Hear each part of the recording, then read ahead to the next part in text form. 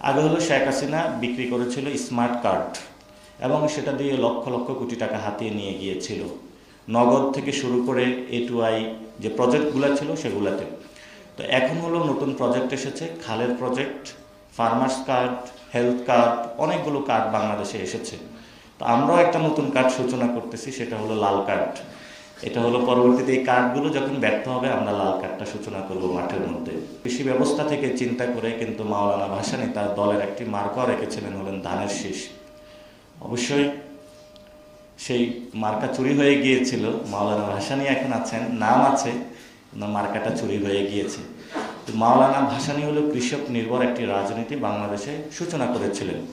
যদি মাওলানা ভাসানী সেই মার্কাটা ওনার কাছে থাকতো তাহলে আজকে ধান মার্কা হলো পানির নিচে তলিয়ে যেত না। তো এখন যদি আমি আপনাদেরকে প্রশ্ন করি যে বাংলাদেশের হাওড়ে যদি ধান, এটা কই চলে গেছে? এটা হলো পানির নিচে তলিয়ে গিয়েছে।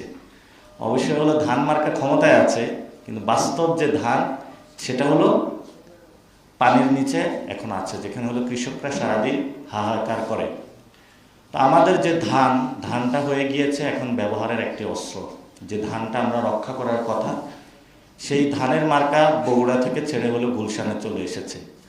ফলত এখন প্রায়োগিক অর্থে ব্যবসায়ী যারা রয়েছে, সিন্ডিকেট যারা রয়েছে, এই ধান কেন্দ্রিক তাদেরকে হলো সংযোজন করা এবং তাদেরকে পুনর্বাসন করাই দায়িত্বের জায়গা প্রধানমন্ত্রী।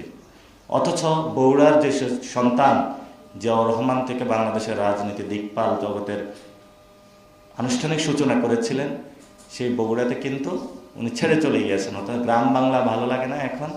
গুলশানের যারা ব্যবসায়ী, যাদের কাছে টাকা আছে, সিন্ডিকেট টাকা আছে, হাওয়া ভবনে যাদের সাথে যোগাযোগ ছিল, তাদের কাছে আজকে ধান চলে গিয়েছে।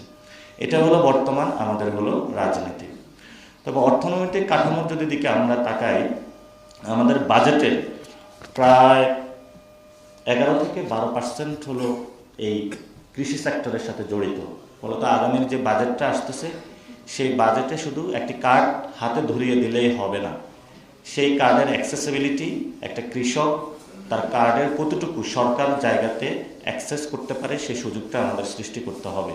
আগে হলো শেখ হাসিনা বিক্রি করেছিল স্মার্ট কার্ড এবং সেটা দিয়ে লক্ষ লক্ষ কোটি টাকা হাতিয়ে নিয়ে গিয়েছিল নগদ থেকে শুরু করে এ টু আই যে প্রজেক্টগুলো ছিল সেগুলোতে। তো এখন হলো নতুন প্রজেক্ট এসেছে, খালের project, farmers card, health card, অনেকগুলো কার্ড বাংলাদেশে এসেছে। তো আমরাও একটা নতুন কার্ড সূচনা করতেছি, সেটা হলো লাল কার্ড। এটা হলো পরবর্তীতে এই কার্ডগুলো যখন ব্যর্থ হবে আমরা লাল কার্ডটা সূচনা করব মাঠের মধ্যে। কর্মসংস্থানের জায়গা যদি দেখি, সেখানে প্রায় 35% বাংলাদেশের মানুষ কৃষি খাতে নিয়োজিত আছে।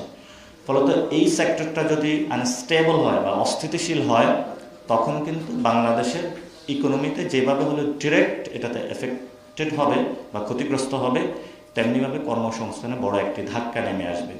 তাহলে আমরা যদি সেক্টর ভিত্তিক কথা বলি, রেমিটেন্স একটা আমাদের সেক্টর আছে, এটা হলো গালফ কান্ট্রিজ যেগুলো আছে সেগুলোতে অলরেডি ধাক্কা আমাদের পড়ে গেছে। সেখানে হলো প্রতিদিনই হলো বোমা পড়ার কারণে সেখানে একটা আনস্টেবল সিচুয়েশন শুরু হয়েছে। দ্বিতীয়ত যে বিষয় হলো গার্মেন্টস খাত। গার্মেন্টস খাতও সেখানে একটা অস্থিতিশীল। অনেক ব্যবসায়ী ফোন দিয়ে বলে যে আমরা বিদ্যুতের লাইন পাচ্ছি না, গ্যাসের লাইন পাচ্ছি না, যে আশা ভরসা করে গুলশান অফিসে টাকাগুলো রেখে এসেছিলাম, ইনভেস্টমেন্ট পুরোই লস হয়ে গিয়েছে। তো তারপরে আমাদের যে কৃষি খাত আছে, কৃষি খাতের যদি এই অব্যবস্থাপনার মধ্য দিয়ে আমরা যাই, তাহলে ভবিষ্যতে যদি আমাদের ফুড ক্রাইসিস হয়, সেটা সরকার কিভাবে ট্যাকল দেবে, আমরা হলো বড় বড় কথা না শুনে সেটা হলো অ্যাকশন প্ল্যানিং সরকারের কাছে চাচ্ছি। দ্বিতীয়ত যে বিষয়টা, সরকার থেকে অনেকগুলো প্রস্তাবনা নেওয়া হয়েছে। রিসেন্টলি একটি প্রস্তাব এসেছে, সেটা হলো পদ্মা ব্যারেজ, অর্থাৎ হলো তিস্তা প্রকল্প, যেটার মধ্যে বড় একটি জায়গা জুড়ে রয়েছে এই কৃষি খাত, যাতে হলো আমরা ব্যবস্থাপনা করতে পারি, কৃষকদেরকে এই সেচের আওতায় নিয়ে আসতে পারি। সে বিষয়ে সরকার একটি যুগান্তকারী পদক্ষেপ নিচ্ছে এবং সেটার যে টাকা, সেটা সংস্থাপনের জায়গা থেকে সরকার বলেছে এটা ওন ফান্ডে হলো আমরা করব। তো সেখানে অনেক ইকোনমিস্ট থেকে শুরু করে যারা অ্যানথ্রোপোলজি এবং জিওপলিটিক্সের বিশেষজ্ঞবিদ রয়েছেন, তারা প্রশ্ন উঠিয়েছেন যে আপনি একটি জায়গায় হলো সেচ প্রকল্প বানালেন, কিন্তু এটার পানি ব্যবস্থা থেকে শুরু করে যার কাছে নাটাই, তাদের সাথে যদি আপনি একটি চুক্তিতে না যেতে পারেন, সাউথ এশিয়ান যদি ওয়াটার ম্যানেজমেন্ট সিকিউরিটি জায়গায় যদি আমরা কনক্রিট জায়গায় না যেতে পারি, সাউথ এশিয়ান স্ট্যাবিলিটির জায়গায় যদি আমরা না যেতে পারি, তাহলে তিস্তা ব্যারেজ এই 50,000 কোটি টাকাকে জলে বলা হবে নাকি, সেটা হলো তারা প্রশ্ন রেখে গিয়েছেন।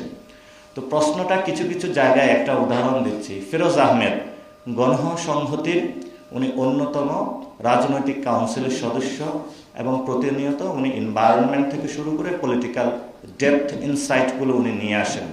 তো ওনার এই দলের একজন নেতা কিন্তু প্ল্যানিং মিনিস্ট্রির প্রতিমন্ত্রী হিসাবে আছেন, অর্থাৎ ওনার এই দলের একজন হলো এই ধরনের পরিকল্পনাগুলো করে, আবার এই দল থেকে উনি ব্যাখ্যাগুলো দিয়ে দিচ্ছেন। তো তাদেরই প্ল্যান, তাদেরই ব্যাখ্যা আমরা একটু বিশ্লেষণ করি।